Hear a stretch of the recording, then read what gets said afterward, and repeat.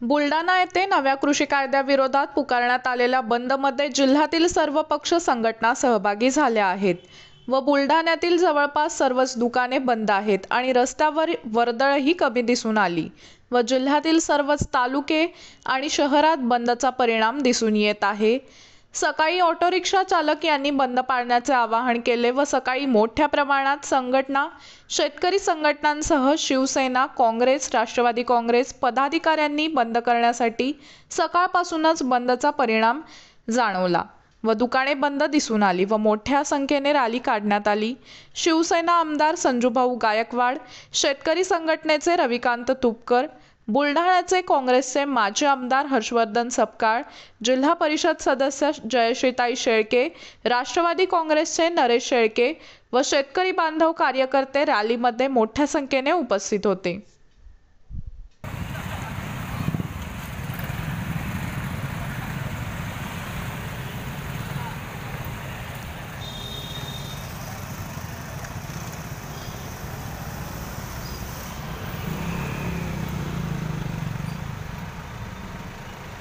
Ganesh Shinde, MSN Marathi, Buldhana.